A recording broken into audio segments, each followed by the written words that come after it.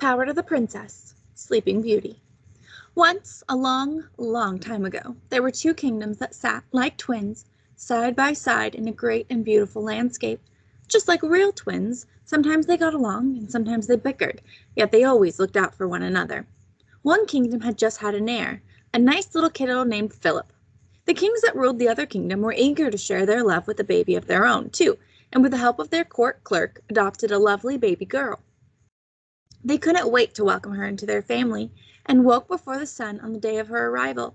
It is for this reason that they named her Aurora, meaning dawn. They had a big party for darling Aurora and invited everyone they could think of, including the fairies and magical creatures that looked out for everyone's well-being. However, there was one person they had forgotten. Most people wouldn't show up to a party if they hadn't been invited, but this person did. She arrived just as the fairies were giving gifts by casting dazzling spells on the young princess. She herself was a fairy, coarse and grouchy, and so sensitive to the sun that she could only come out on cloudy days. Her dark-brimmed hat and glasses gave an unfriendly "don't talk to me" impression, and everyone called her the Cloud Fairy. The Cloud Fairy pushed her way to the head of the line and scolded the kings for being left off the guest list. The kings looked to each other pleadingly. Which one of them had messed up? It was an unintentional oversight, they tried to explain. The Cloud Fairy should certainly feel welcome, they offered. Ha! Where could I even sit among all this sunlight? Shouted the party crasher. The kings tried to apologize, but the damage was done. The Cloud Fairy crept close to the princess's bassinet. Just as I have been cursed with a difference that makes my life difficult, so shall the princess, she proclaimed, casting her spell. So your family will know how hard it is to go about the world in loneliness and isolation, without friends or party invites, without beach days and sunny parades. I curse the princess with the condition of inconvenient and overwhelming sleep. Sleep that shall befall her at all hours and keep her from enjoying life's parties. And if the princess should try and fight it, she will run the risk of pricking her finger as a teenager on something sharp and falling asleep forever. With that, the Cloud Fairy stormed out in a huff. Everyone let out of the breath they had been holding. Well, that was awkward, noted the trio of fairies who had been at the princess's side just before the party crasher arrived. We'll see what we can do about the curse. But try as they might, the three fairies could not undo the spell, and right there in the midst of the festivities, Aurora dozed off. Looking at each other worriedly, they turned to the kings. We can't cure Aurora, they said, but we can look after her. We know a great sleep clinic in the woods. If you like, we can move Aurora there and make sure she gets the best help possible. The kings weighed the matter. Well, they would be so sad to be without Aurora. As parents, they wanted the best for her, so they agreed. Aurora would go and live at the sleep clinic with the trio of fairies. As Aurora grew up in the sleep clinic, she tried to enjoy the typical fun a young princess might have. However, she would often grow weary and fall asleep. During her gardening, she would wake up in flower beds and wheelbarrows.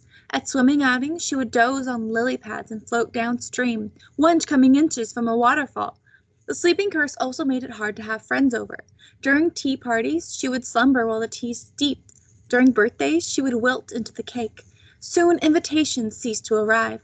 While she always had her steadfast buddy since she was a baby, her neighbor Prince Philip, who was often the only one left awake at their playdates, and her parents and the fairies, who remained ever so patient, she often felt low.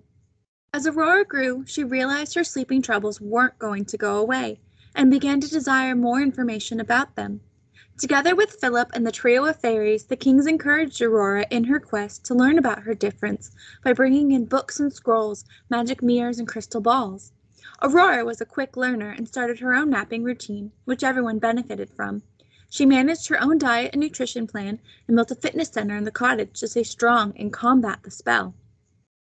Soon, Aurora started publishing her own papers on her experience with the sleep disorder.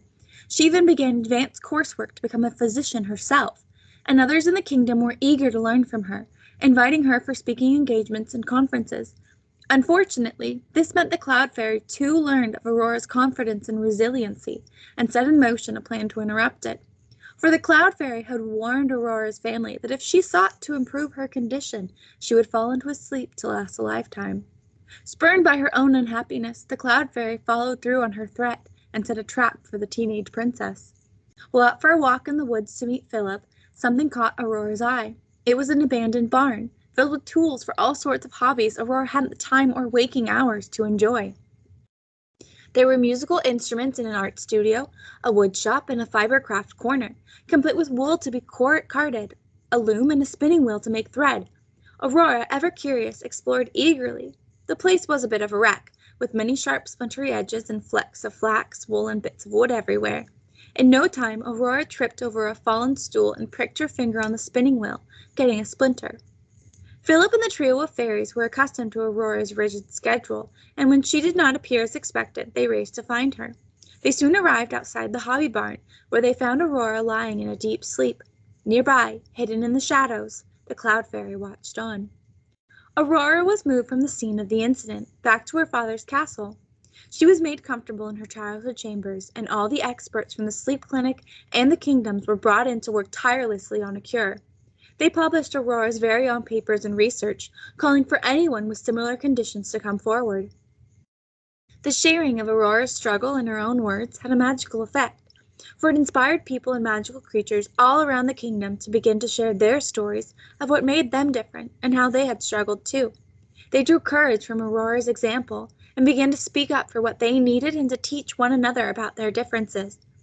All around the kingdom were conversations of compassion and care, of accommodation and welcome, and these conversations reached even the darkest corners, including the corner where the Cloud Fairy lived. She began to ponder, had her curse backfired? Were the things that made everyone different the very things that brought them together? Was there a world where everyone could be included after all? She wondered aloud. Even her? There was only one way to find out. The Cloud Fairy would have to risk it all. So once again she descended upon the palace of the kings. Upon her arrival, she snuck into the castle and crept, hidden by shadows, up to Aurora's chamber. Upon seeing Aurora, the Cloud Fairy was overcome, for she saw Aurora just as she had felt all her life, isolated and alone. She knew at once what she needed to do, and that only she had the power to do it. The Cloud Fairy stepped bravely forward, wincing with the discomfort of light. Philip, who was often checking in on his friend, happened upon the two and rushed in. The Cloud Fairy worried that he meant to harm her, but to her surprise, Philip opened an umbrella above her head to shield her from the light. The two took up position beside Aurora. "Is there anything you can do?" Philip inquired. The Cloud Fairy nodded. "I should have done this a long time ago," she murmured, gently lifting Aurora's injured hand and removing the offending splinter. Aurora let out a generous yawn and opened her eyes. "I feel as though I've been asleep for ages." "You have, my dear," replied the fairy, "and it was all my doing. I played a nasty trick on you, and I am so very sorry. I felt so left out, and I just wanted someone else to know what that feels like. But you've shown me what you don't have to hide, what makes us different. We can help each other. All we have to do is ask." Aurora offered the fairy a generous and forgiving hug, for she truly understood. "What do they call you?" she asked. "Oh, I'm Jewel," said the Cloud Fairy. "I haven't felt like one recently, but you, Aurora, have brought light back into my life, and I feel once again that I can live up to my name." Now that Aurora was awake, a great celebration was held at the palace, and this time no one was forgotten. Shortly thereafter, Philip and Aurora took over leadership of their kingdoms and set to work making them a united place, an example of inclusion.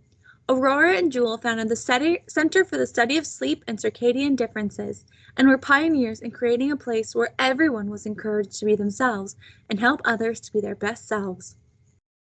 And in this kingdom, united by compassion, where everyone made space for one another and celebrated differences, they really did live happily ever after.